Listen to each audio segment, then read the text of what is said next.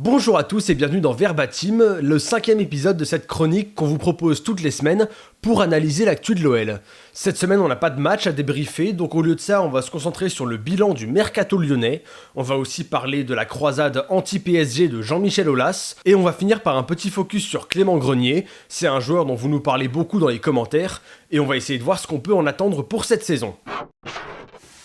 Alors le bilan du mercato, je vais passer assez vite sur les arrivées qu'on a déjà évoquées, notamment Bertrand Traoré, Mariano, Marsal et Kenny Tété, dont j'ai déjà parlé, et dont je suis assez satisfait, même s'ils ont chacun leurs défauts, leurs qualités, certains sont plus convaincants que d'autres, mais voilà, c'est des joueurs qu'on a déjà évoqués, qu'on évoquera plus tard, et on va essayer de se concentrer sur les arrivées dont on a moins parlé.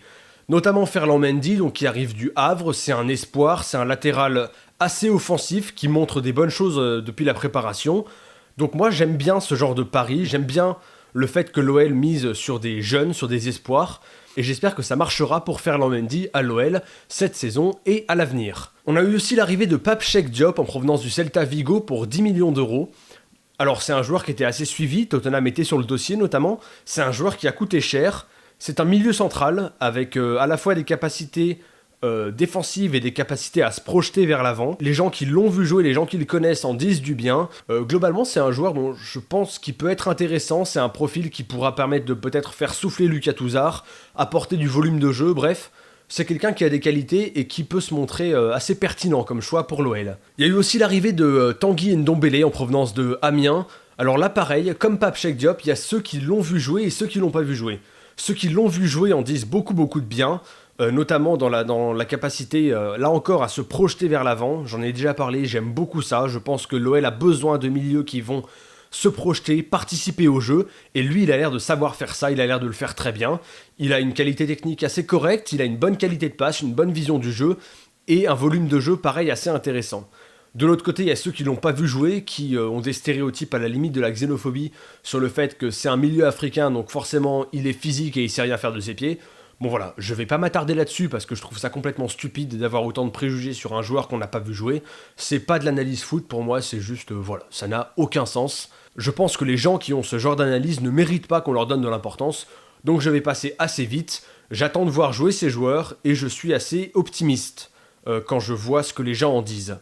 Au niveau des départs, il y en a eu beaucoup aussi, il y a eu celui de Lacazette, de Tolisso, de Gonalon, des joueurs historiques du vestiaire lyonnais.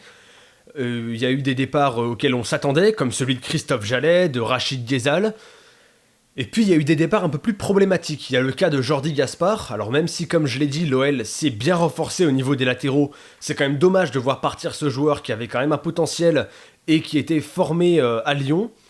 Bon, il part, il y a eu des problèmes avec son contrat, c'est un peu compliqué de savoir vraiment ce qui s'est passé, mais c'est du gâchis, d'après ce que les gens qui le connaissaient ont pu en dire.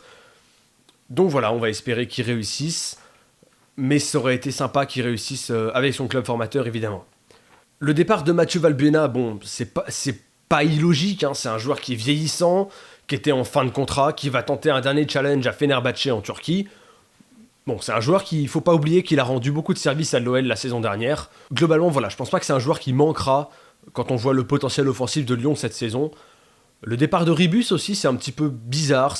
Pour moi, ça rentre dans les cas mal gérés par Genesio, parce que c'est un joueur qui n'était pas si nul que ça. C'est un joueur qui a montré des choses intéressantes. Moi, j'aimais bien ce qu'il proposait. Je trouvais qu'il n'était pas assez utilisé la saison dernière. Bon, voilà. Là encore, comme je l'ai dit, les latéraux, ce sera pas un problème, je pense, cette saison. Mais voilà, il y a quelques regrets concernant ce joueur. Donc voilà pour les départs qui sont pas forcément très préjudiciables à l'équipe, mais qui laissent 2-3 regrets. Après, il y a une troisième catégorie, la catégorie des départs incompréhensibles. Nicolas Nkoulou, bon ça, le cas Nkoulou, les gars, c'est un mystère absolu. Il arrive, il joue pas pendant 6 mois, on entend parler d'erreurs médicales, et il est relancé en fin de saison, notamment avec des matchs contre Beşiktaş, entre autres. Il est plutôt convaincant d'ailleurs pendant ces matchs, et là il s'en va cet été au Torino. Je ne sais pas, je ne comprends pas ce qui s'est passé avec Nicolas Nkoulou. Je n'ai pas d'explication, je ne comprends pas. Et puis bien sûr, il y a le départ d'Emmanuel Mamana, bon, un joueur très prometteur que Lyon fait venir d'Argentine et qui, pareil, joue très peu et finit par s'en aller au Zénith parce que, soi-disant, il ne peut pas jouer sur l'axe gauche de la défense centrale, alors que c'est ce qu'il fait depuis qu'il est à Saint-Pétersbourg. Énormément de regrets parce que c'est quelqu'un qui avait montré beaucoup de qualités, notamment des qualités de relance, des qualités techniques qui sont rares au poste de défenseur central. Et voilà, c'est quelqu'un que l'OL n'a pas su exploiter comme il le méritait. Et si ça se trouve, il réussira bientôt. Et Lyon pourra se mordre les doigts de l'avoir laissé partir sans avoir insisté plus que ça. Pour moi, c'est quelqu'un qui avait beaucoup de potentiel et que l'OL a laissé partir sans raison. Sans aucune raison. Et puis, bien sûr, il y a le départ de Sergi Darder. Le départ de Sergi Darder en prêt à l'Espagnol Barcelone. Là, pareil, ça me laisse beaucoup de regrets parce que, comme j'en ai déjà parlé, c'est quelqu'un qui a beaucoup de qualités. C'est quelqu'un sur qui l'OL pouvait s'appuyer pour construire des choses.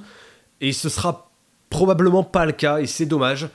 Pareil, là encore, un potentiel inexploité, un investissement assez important de la part de l'OL. Peu de chances de réaliser une plus-value si départ il y a en fin de saison. Donc voilà, je suis très déçu du départ de Sergi Darder, vous l'imaginez. C'est un joueur que l'OL peut regretter. Il avait toutes les qualités pour apporter énormément à cette équipe. Au final, comme vous pouvez le voir, l'OL a quasiment perdu une équipe complète. Et c'est pour ça que cette équipe a besoin de temps avant d'être jugée. Il faut que les arrivées s'intègrent au collectif. Et forcément, ça prend du temps, ça demande beaucoup de travail à l'entraînement, et c'est ce qui nous impose une certaine mesure dans les analyses. Ce qu'on peut dire de ce mercato, c'est qu'il y a des bonnes idées, il y a des tentatives, l'OL a osé, l'OL a investi, et ça, c'est plutôt positif. Ça veut dire que la cellule de recrutement fonctionne, Florian Maurice, on a pu voir qu'il fait un gros travail, et l'OL avait des pistes tout le temps, l'OL a eu des idées dans ce mercato, et ça, c'est quelque chose que j'apprécie. Ce qu'il faut retenir aussi, c'est que personne n'est irremplaçable. Ça fait très longtemps qu'à l'OL, il y a des départs importants. À chaque fois, on se dit, mais comment l'OL va faire pour remplacer ces départs, pour compenser? Et au final, il y a toujours un joueur, soit du centre de formation, soit une recrue, qui arrive et qui fait oublier le joueur précédent. Et on peut espérer que cette saison, ce sera la même chose, parce que les joueurs qui arrivent ont de la qualité. Et même si certains regrettent les joueurs qui sont partis, il faut laisser à ceux qui arrivent l'occasion de prouver ce qu'ils valent, et espérer qu'ils vont arriver à compenser ces départs importants pour le bien de l'OL. Après, les décisions sportives sont une chose, et l'attitude en est une autre. Et moi, j'ai été gêné par l'attitude de l'OL concernant certains cas du mercato, notamment le cas Mamana, où le départ s'est fait très vite et on n'a pas tout compris, et après, il y a des choses qui sont sorties, comme quoi c'est lui qui avait envie de partir, tout ça. C'est possible. Mais voilà, j'ai trouvé que l'OL a manqué de respect à certains joueurs et à ses supporters, en s'amusant presque du départ, par exemple de Sergi Darder. Le matin de son départ, il y a une vidéo sortie sur le compte Twitter officiel de l'OL, où on le voit à l'entraînement. C'est une vidéo qui annonce le retour de certains joueurs après une blessure, mais on voit quasiment que lui dans la vidéo, et on a presque l'impression que l'OL s'amuse avec ses supporters, et je ressens un manque de respect vis-à-vis des supporters, que ce soit de la part de l'OL sur les réseaux sociaux, de la part des dirigeants. Voilà, c'est quelque chose qui me gêne, et c'est pas quelque chose qui est digne à mon sens de l'Olympique Lyonnais. L'attitude, c'est une bonne transition pour parler de Jean-Michel Aulas et de ses critiques contre le PSG.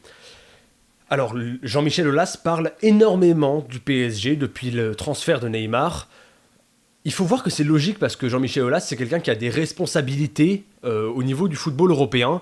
Il est élu au sein de l'association des clubs européens, c'est quelqu'un qui représente des clubs, et c'est quelqu'un qui est une voix importante dans le football européen, et il veut se faire entendre sur le sujet. C'est logique, et pour moi, ça n'est pas choquant qu'il s'exprime à ce sujet.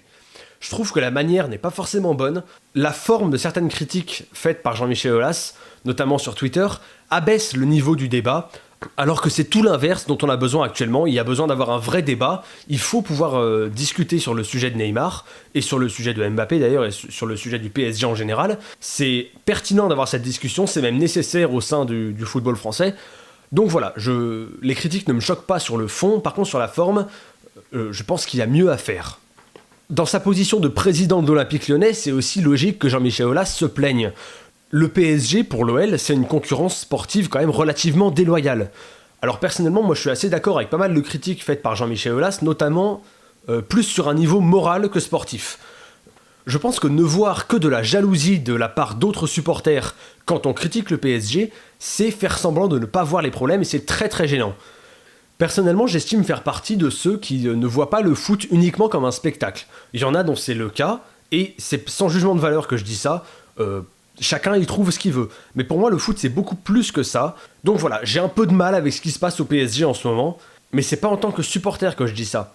Malgré ce que semblent penser certains préfets, certains politiques, le supporter de foot, c'est un citoyen comme les autres, il a ses convictions sur le plan social, culturel, sociétal et politique, et il les exprime. Je pense que les gens qui parlent du PSG, les gens qui ne sont pas satisfaits de ce qui se passe au PSG en ce moment, ils ne parlent pas uniquement en tant que supporters. Ils ont des convictions, ils ont le droit de les exprimer, et simplement leur renvoyer « oui, mais tu dis ça parce que tu es supporter de Lyon, de Marseille, de Saint-Étienne ou je ne sais quoi », c'est ne pas participer au débat en fait. Et c'est complètement occulter leur vision du foot, une vision populaire, une vision attachée à une culture, à une histoire, à un patrimoine. Et moi, c'est quelque chose qui me gêne énormément. Il y a un débat qu'on n'a pas sur le PSG et sur le foot business en général, alors que certains le réclament, certains voudraient faire entendre leur vision, et c'est compliqué. On les rabaisse en disant « oui, vous êtes jaloux ». Moi, ça me pose problème, parce que non, c'est pas de la jalousie, c'est plus que ça. C'est pas une question de supporter tel ou tel club, ce qui se passe. Il se passe autre chose. C'est des visions du foot qui s'opposent, et ça me gêne que certaines visions du foot soient ignorées.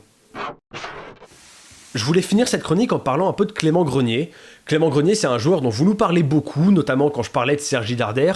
Et en général, vous nous dites que vous voulez le voir, vous nous dites que vous pensez qu'il doit avoir sa chance, et globalement, vous êtes pas mal à y croire encore. Mon point de vue sur Clément Grenier, il est simple, c'est que pour moi, ce n'est pas quelqu'un qui répond aux exigences du football de haut niveau, notamment sur un plan physique. Et c'est triste à dire, hein. C'est triste à dire parce que, et si vous saviez à quel point j'ai aimé ce joueur, c'est un joueur qui a toutes les qualités que j'apprécie. C'est un joueur élégant, c'est un joueur qui a une grosse vision du jeu, une bonne qualité de passe et une frappe de balle parfois fabuleuse. C'est le prototype du joueur que j'adore. Mais au final, il faut voir les choses en face, à mon avis. Physiquement, il n'est pas adapté au football de haut niveau. En préparation, ça s'est vu, il a du mal à enchaîner. Au bout de 30 minutes, il a l'air cramé, il a quasiment aucun impact physique sur le jeu. Même en CFA, il n'est pas transcendant. Et quand je vois que certains critiquaient Darder sur son physique, je vois pas comment on peut ne pas croire en Darder à cause de son physique et croire en Clément Grenier. À côté de Clément Grenier, Darder, pour moi, c'est N'Golo Kanté. Hein. C'est dire à quel point Clément Grenier me semble faible physiquement.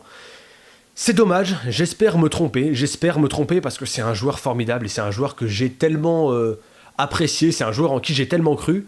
Mais voilà, c'est un petit peu comme Hatem Ben Arfa pour certains. Tout le monde sait qu'il avait un potentiel fou, tout le monde sait que ça pourrait être un grand joueur. Mais personnellement, voilà, moi je me force à pas y croire parce que je veux pas être déçu. Je l'ai été plein de fois, notamment quand il rechutait, quand il se reblessait tout le temps. Clément Grenier, pour moi, ce n'est pas un joueur qui réussira au plus haut niveau.